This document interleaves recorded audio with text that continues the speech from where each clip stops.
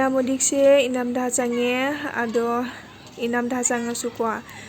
ꯅꯨꯡꯁꯥꯁꯤꯗꯤ ꯑꯗꯨꯝ 12 ꯇꯥꯔꯝꯗꯥꯏꯁꯤꯗꯤ ꯑꯗꯨꯝ ꯅꯨꯡꯁꯥꯁꯦ ꯑꯗꯨꯝ ꯀꯟꯅ ꯁꯥꯕꯅꯦꯕ ꯑꯗꯣ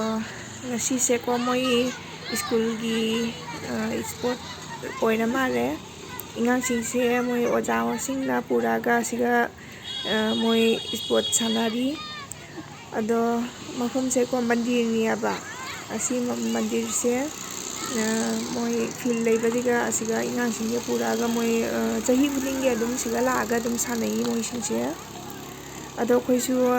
ꯑꯉꯥꯡ ꯑꯣꯏꯗꯀꯣ ꯑꯩꯈꯣꯏꯁꯨ ꯑꯗꯨꯝ ꯁꯨꯃꯥꯏꯅ ꯁ꯭ꯄꯣꯔꯠ ꯁ꯭ꯀꯨꯜꯒꯤ ꯑꯣꯏꯕꯁꯦ ꯁꯨꯃꯥꯏꯅ ꯑꯗꯨꯝ ꯁꯥꯟꯅꯔꯛꯏ ꯑꯩꯈꯣꯏꯁꯨ ꯑꯗꯨꯝ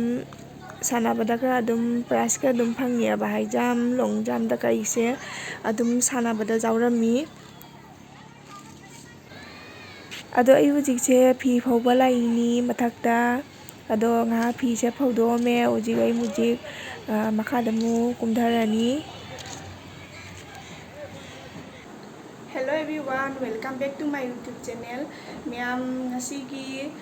ꯍꯩꯖꯥꯡꯁꯤꯗꯤ ꯄꯥꯟ ꯏꯔꯣꯟꯕ ꯑꯃꯒ ꯕꯣꯔꯥꯒ ꯇꯧꯔꯒ ꯇꯧꯖꯔꯛꯑꯒꯦ ꯑꯗꯨꯒ ꯃꯃꯥ ꯍꯣꯏꯁꯨ ꯀꯔꯤ ꯍꯦꯟꯖꯥꯡ ꯆꯥꯕ ꯑꯗꯣ ꯉꯁꯤꯒꯤ ꯅꯨꯃꯤꯠꯁꯦ ꯀꯔꯤ ꯀꯔꯤ ꯇꯧꯔꯤ ꯍꯥꯏꯕꯗꯣ ꯑꯗꯨꯝ ꯎꯠꯆꯔꯛꯀꯦ ꯑꯗꯣ ꯑꯩ ꯍꯧꯖꯤꯛꯁꯦ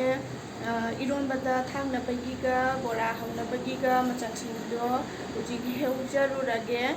아도 쟁미나시 ꯃꯌꯥꯝ ꯑꯁꯤꯒꯤ ꯃꯌꯥꯡꯕꯁꯦ ꯈꯔ ꯍꯦꯛꯈꯤꯒꯦ ꯍꯩꯖꯥꯡꯗ ꯄꯥꯟ ꯏꯔꯣꯟꯕꯗ ꯍꯥꯞꯅꯕꯒꯤꯒ ꯑꯗꯒꯤ ꯕꯣꯔꯥꯁꯨ ꯍꯧꯔꯒ ꯆꯥꯅꯅꯕꯒꯤ ꯑꯗꯣ ꯑꯁꯤꯒꯤ ꯃꯌꯥꯡꯕꯁꯦ ꯑꯩꯅ ꯍꯦꯛꯇꯕꯗꯩꯀꯣ ꯃꯇꯣꯟꯁꯦ ꯈꯔꯗꯤ ꯂꯤꯁꯜꯂꯦ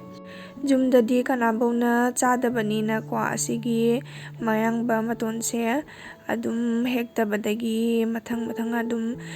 ꯂꯤꯁꯟꯕꯅ ꯍꯥꯜꯂꯦ ꯑꯗꯨꯒ ꯈꯔ ꯑꯃꯗꯤ ꯑꯅꯧꯕ ꯆꯣꯡꯈꯠꯄꯁꯨ ꯌꯥꯎꯔꯤꯑꯕ ꯑꯗꯨꯒ ꯁꯤꯒꯤ ꯒꯨꯂꯥꯞꯁꯤꯅ ꯀꯣ ꯃꯊꯟꯇ ꯁꯥꯠꯇꯅ ꯂꯩꯔꯦ ꯌꯥꯝ ꯐꯖꯕꯅꯤ ꯑꯁꯤ ꯒꯨꯂꯥꯞꯁꯤꯁꯨ ꯑꯗꯣ ꯑꯁꯤꯁꯦ ꯅꯦꯝꯃꯒ ꯑꯗꯨꯝ ꯁꯥꯠꯄꯅꯦꯕ ꯋꯥꯡꯅ ꯁꯥꯠꯄ ꯒꯨꯂꯥꯞꯇꯨꯗꯤ ꯅꯠꯇ꯭ꯔꯦ ꯑꯗꯣ ꯑꯁꯤꯁꯨ ꯌꯥꯝꯅ ꯐꯖꯩ ꯅꯦꯝꯅ ꯁꯥꯠꯂꯁꯨ ꯑꯗꯨꯒ ꯑꯩꯁꯨ ꯃꯌꯥꯡꯕ ꯃꯇꯣꯟꯁꯦ ꯈꯔ ꯍꯦꯛꯑꯒꯦ ꯑꯩꯅ ꯍꯦꯛꯏꯕ ꯑꯁꯤꯒꯤ ꯃꯌꯥꯡ ꯃꯇꯣꯟꯁꯦꯀꯣ ꯌꯥꯝꯅꯕꯨꯗꯤ ꯀꯩꯅꯣ ꯂꯤꯁꯟꯗ꯭ꯔꯤ ꯈꯔ ꯅꯧꯔꯤꯑꯕ ꯅꯧꯅ ꯃꯇꯣꯟꯁꯦ ꯆꯣꯡꯈꯠꯂꯛꯄꯗ ꯉꯥꯏꯔꯤ ꯃꯥꯜꯂꯦ ꯑꯗꯣ ꯑꯁꯤꯁꯨ ꯃꯇꯣꯟ ꯆꯣꯡꯈꯠꯄꯁꯤꯅ ꯍꯦꯟꯅ ꯍꯦꯛꯑꯦ ꯑꯗꯣ ꯈꯔ ꯁꯨꯃꯥꯏꯅ ꯈꯔ ꯍꯦꯛꯄ ꯍꯧꯔꯦ ꯑꯗꯣ ꯃꯊꯪ ꯇꯧꯅ ꯑꯇꯩꯁꯨ ꯍꯦꯛꯂꯛꯈꯤꯒꯦ ꯃꯌꯥꯝꯕ ꯃꯇꯣꯟꯁꯦ ꯑꯅꯝꯕꯅ 이론바다 ꯑꯗꯒꯤ ꯃꯥꯏꯔꯦꯟ ꯊꯣꯡꯕꯗ ꯍꯥꯞꯄꯅ ꯍꯥꯎꯕꯅꯦꯕ ꯑꯗꯨꯃꯥꯏꯅ ꯑꯗꯒꯤ ꯎꯁꯣꯏ 이론바ꯗꯁꯨ ꯍꯥꯞꯄꯗꯣ ꯍꯥꯎꯕꯅꯤ ꯌꯥꯝꯅ ꯑꯩꯗꯤ ꯌꯥꯝꯅ ꯄꯥꯝꯖꯩ ꯃꯥꯒꯤ ꯃꯅꯝ ꯅꯨꯡꯁꯤꯕꯁꯦ ꯍꯩꯖꯥꯡꯗꯨꯒ ꯑꯗꯨꯝ ꯅꯝꯅ ꯑꯗꯨꯝ ꯂꯥꯛꯄꯅꯦꯕ ꯃꯍꯥꯎꯗꯣ ꯍꯦꯟꯒꯠꯄꯅꯤ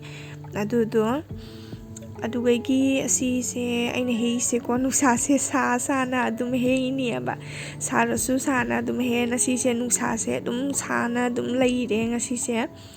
ꯑꯗꯣ ꯍꯩꯖꯥꯡꯗ ꯍꯥꯞꯇꯕꯗꯤ ꯌꯥꯗꯕꯅꯤ나 ꯑꯗꯨꯝ ꯅꯨꯡꯁꯥ ꯁꯥꯔꯁꯨ ꯑꯗꯨꯝ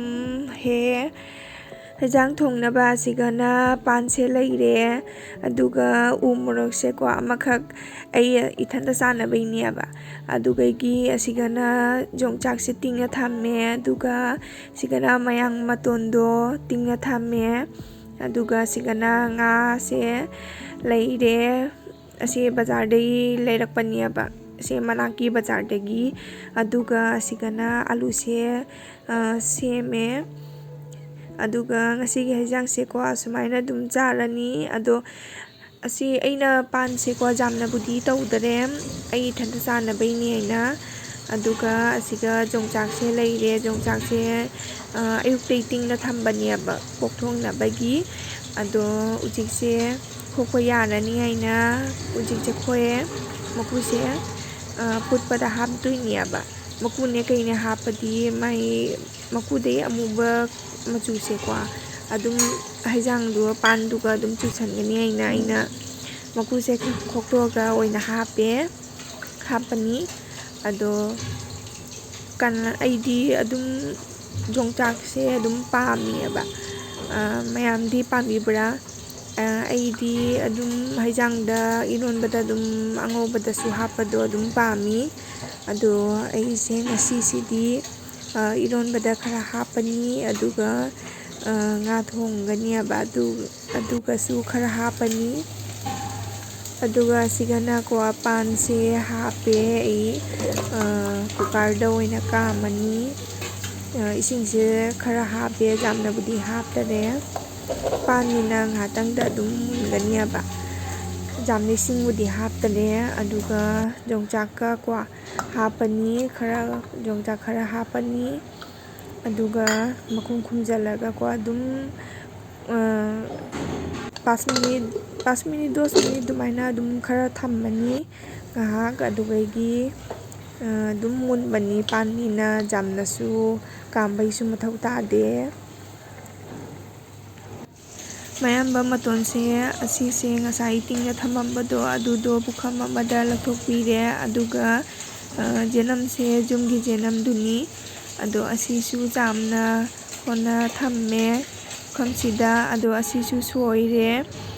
ado matongi sina ko asina haijang thongbada hapkidoini aduga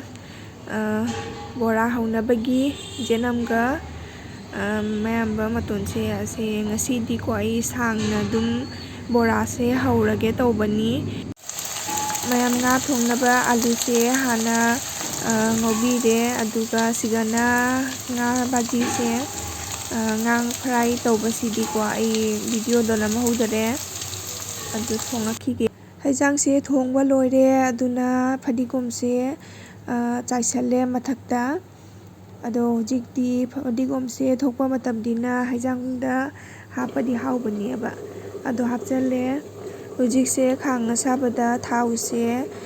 khara hape ado beson bora hauge tawrabani ado beson budi totana thitana thamgare ado asigana jenam se leire ai jenam se masani hum khatang tani aba lauri se jamna lauba nate ado phajana tawna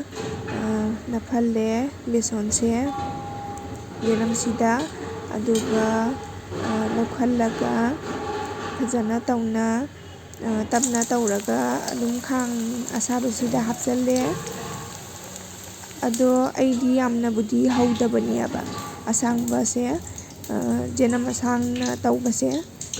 jumda jamni khoi mama papa wai su jam chadabani na ko ai jamna haudabani ado ngasidi chaningu pa haitare aduna ngasi se sangna dum haure aba ado ayamba matamdadi khoi dum tena dum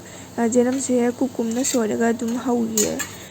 mayang bamaton se ko ayuji bora se haurage ado asise bora mayang bamaton gi bora se yamna haubani ado miyamsu chabidragadi amta try tawbiu yam haubani madamsu niksibani aduga miyam ayuji se pani ronba se loijare ado siga mayang bamaton se hape manam nungsinaba hauba henabagi aduga ayuji bora se hauba loijare ado sigana nga ngoba leire nga thongba leire ado pani ronba se loijare ado ngasi se sumaina dum charani ado miyam akhoi hujik se ko barogi chak tongna khonna loire ado nungthingi ko nak ichanupa se kanna mangonda sanari ado ngak sanahan gige